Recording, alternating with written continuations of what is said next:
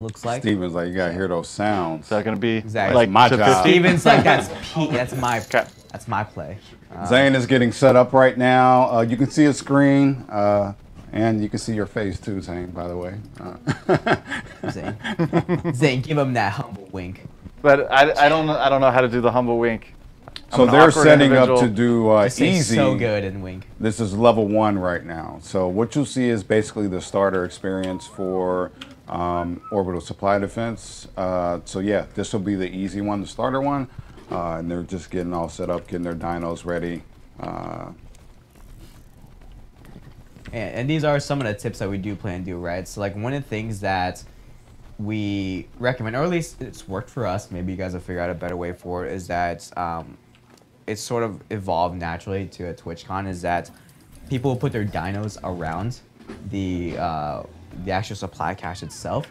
Because effectively, if you leave them all there, the dinos, what the corrupted dinos tend to do is that a large portion of them do prioritize attacking the supply cache.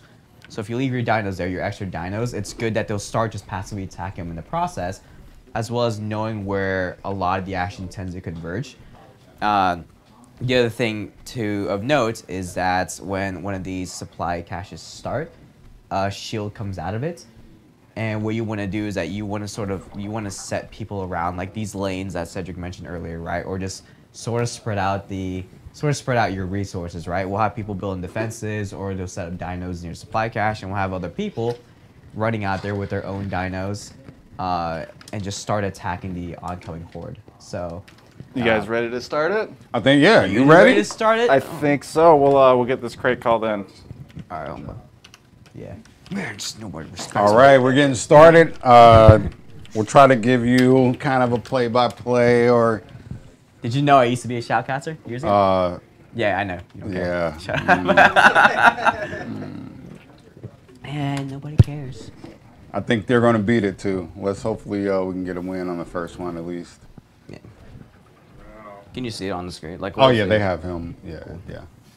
So there looks like their loadout is trikes. Looks like they're using a lot of trikes. Maybe a few some raptors stegos, in there. Some raptors. Stegos. I got my little group of dillos. We got the crate coming in now. You can hear it. Oh, you see it? Yeah. Bam.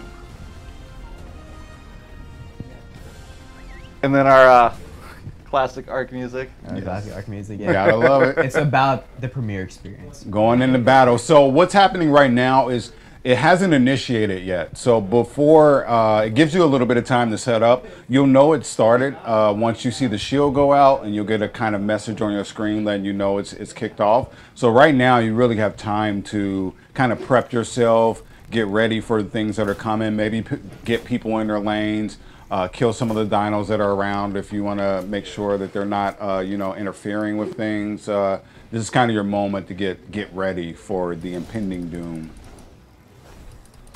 Sometimes be quite a bit around there. Yeah.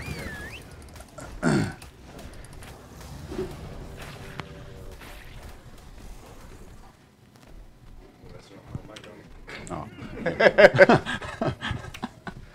They might be able to hear you through mine. Yeah, it's a good chance that they can. Oh, now we're getting started here. So this is when you know that the orbital supply has started.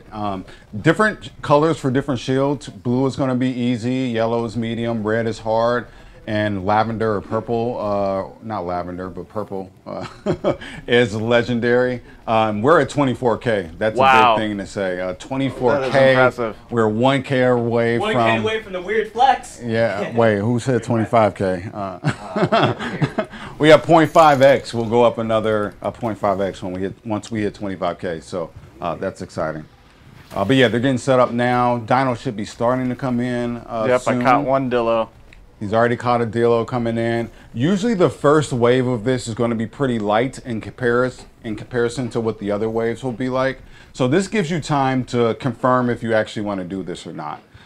You know, sometimes you may be in the area and, you know, you see the shield come up and you really don't have your supplies you need with you, or the dinos you need with you to take it out. So the first wave starts pretty light to give you kind of an opportunity to say, hey, am I really ready for this? And then as the next wave starts, it should ramp up quite a bit. And each wave goes up, it gets a little bit harder as far as the different type of things you'll see coming out, in the levels, you know, that are, or the levels of the dinos that are coming through.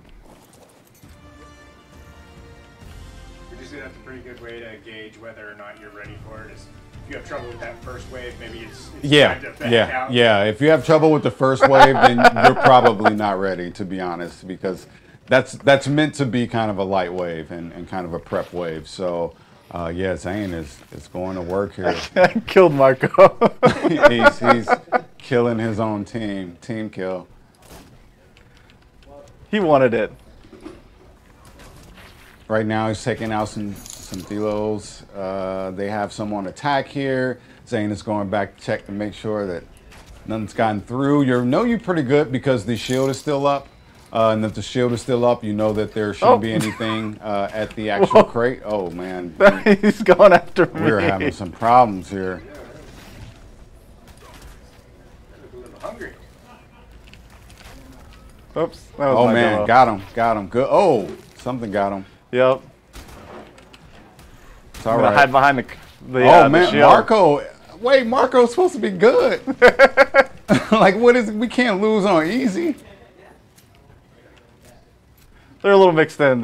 It's hard to tell the difference between our Dillos and theirs. They're only like black and pink and Yeah. purple. Clearly the same. Clearly. Did they lose?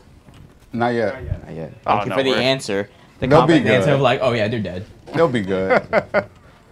As you can see, the shield is still up, so they're doing actually pretty good. Shield has a health on it. Each shield has, of course, different healths. You know, and you can see that if you step outside the shield, you'll be able to kind of see where the health is at. But yeah, they look like they're in pretty good shape. But again, this is the first, like this is the initiation wave. This isn't the real thing yet. So we'll see how they do once the real waves start. So what are we at now? It's 24. I heard when I went to the bathroom. Yeah, we had 24. You guys are 24. Yes. 24,000. You guys are just killing it with this. Zane with a good strat up here on the mountain. Oh, wrong one. Needed to add a C. You got this. You got the Zane. No performance anxiety. Believe. Also, another good point about this is it'll be good for if you have dinos that need XP. There'll be a lot of opportunities for experience because the dinos, especially once you get to harder crates, you can see the shield going in right now. So that Yeah, they're means actually that doing damage to it now. They're doing pretty good damage to it. So when you see the shield start to collapse a little bit, you know that you know you're not going to have that shield much longer if you don't take out the things that are attacking it. So, whoa, it is a lot of Taros. Yeah, definitely as the waves go on, they definitely get harder and more challenging. And each wave is different. Like each wave has like a different unique challenge to it, whether it's, you know, flyers or raptors that will pounce on you. There's always something a little challenging in there. That was a misfire. That was the game. That was not me. Zane, confidence. Yeah, so as he's saying, different waves have different challenges, different types of challenges. Some waves you may get flyers, which are a little bit harder to deal with, you know, with land dinos. Some waves you may not get any flyers, so should be an interesting challenge for each one. And definitely a lot different than, you know, our normal supply crates on the island where you just kind of pop your items out. These you're going to have to fight for, but we're hoping the loot that you get out of these is worth fighting for, and it'll give you something fun to do instead of just popping items out of a crate.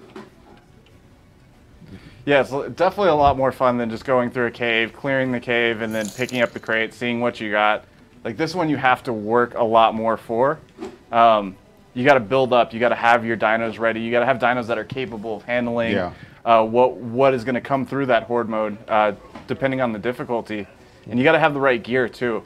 There's definitely points that you need to have some type of ranged weapon to properly be able to handle the crate and what the crate's going to throw at you. So maybe I missed it earlier, but can you guys explain like the wave system? Like, is there a number of waves, or how does it? Yeah, there's a variable number of waves, but for anything easy, medium through hard, there shouldn't be any more than 5 waves you have to go through total. But we also have what we calling legendary.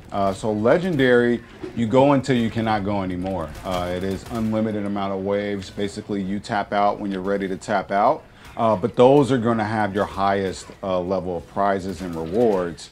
And the longer you go, you know, you get a couple more items. It's just, we wanted to do that for the people that are kind of more, you know, want the challenge, want to see how far they can go, how many waves they can beat.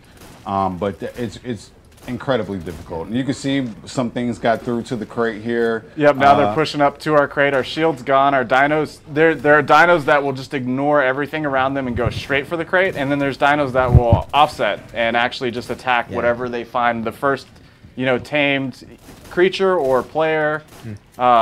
And a really key detail to note, and then just to sort of like double back on Cedric's point about legendary, is that every single wave that you get through, even though it's unlimited waves, if you do lose that next wave, you lose it all. There are no like partial rewards if you guys make it to like wave 13 and then you guys lose on wave 14. Like you lose everything. So you have to cash out when it's your best opportunity. And you can cash out once you get past. Right now, of course, this may change just due to balance, but right now you can cash out after the 8th wave at any point. So you have to at least get to 8 waves in order to get any prize, but anytime after that, you can cash out and get your prizes. But as John was saying, if you go to 8 waves and you're like, nah, we can do 2 more, and on that 9th wave, the crate gets killed, you know, you're not going to get any participation prizes for it. There's no participation trophy in ARC. Yeah. So you have to be smart about when you want to cash out. But just know the longer you go, the better loot, in theory, you're going to get. So it's an encouragement to try to keep going as long as you can and cashing out at that right time because, you know, you want to be able to maximize your rewards. And You guys will also be aware, too, is that, and this is probably going to be more of something that teams need to be aware of in PvP servers, and you can correct me if I'm wrong, but, you know, like opposing tribes can come up and try to open that supply cache. Yeah. Oh, yeah, absolutely. Like ahead of you. Like if you're in the legendary cache and you're on wave 10, you guys are killing it, and maybe an opposing tribe just sees an opportunity to go open it. Like when you open these supply caches, the loot's free for all because it just starts spewing it out. So like the idea behind it is that, you know, ideally you want your tribe to control these, but if you're starting to lose control or some opposing tribe opens it, he can and will take. Yeah, for sure. So you in that case, technically, you kind of want somebody back at the crate protecting it from not only just dinos, but from other players that may be creeping up. Because if you're playing the lanes and you're kind of far away from the crate, you could miss someone coming up and trying to cash that out for you. So it's important to kind of keep an eye on it. You know, and these Taros, man, they are tough. Yeah. Remember, this is their easy turns too. are the worst. This is easy, right? So when you're on the harder difficulties, you can sort of imagine like how much of an exponential issue flyers are in particular. Yeah, and they definitely upgrade from Taros. They're not not always Taros. There's a few Dimorphs scattered in, so if you don't have something that's got a wide AoE, you're definitely going to get overrun by the Dimorphs.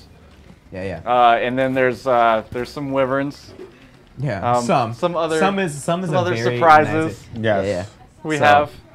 So definitely, you know, like, just be ready for like when we and Cedric mentioned earlier when we say that the world and the space in Extinction is corrupted and corrupted dinos will attack you. Like we mean corrupted dinos. Oh, we did it! They beat it. So you get a message up there when they beat it. I think that was probably 3 waves or 4 waves. 5. Okay, it was 5. Wow, you guys 5. made quick work of that. So you can see you can eject the items once it's all done, and then once you eject them, you'll see bam, you see these little boxes popping out. And if they have particles on them, that means that's the quality level. So as you can see, he's picking up quality stuff from this. And then we've got structures, resources. We'll have food too, jerky, different resources. The harder it is, the better the resources are going to be. Yeah, and this one is easy. The more high quality. Yeah. We also have cryopods. Cryopods that we're just essentially handing out. Yeah. Yeah. You explain cryopods? You want I don't to- know I'll if explain. right now's the time for cryopods. Yeah. I might save that for Let's talk later. about cryopods, right? But just Ain't know that nothing they to it. are They're a there. thing. Ain't nothing to it, dude. We're not gonna do it. They are a thing that will be an extinction. Yeah. But yeah, we're giving you out a lot of good stuff. As you can see at the end, it all pops out. It's all, basically free for all. You get, whoever's there to pick up stuff really quickly, then you're going to get more stuff. But it's all color coded as far as the quality. The particles coming off of it is the quality of that item. So visually, you can see which ones you want to go for first, and which ones that may be of interest to you. But yeah, it's Shoot it. it is. This is the they're having some fun there. Oh no, it's got cheats on. These He's wily cheating. tribe He members. knows. Cheating. Yeah. Cheaters like Mark. QA's day is spent breaking the game and finding the what is wrong with it, and then remembering those little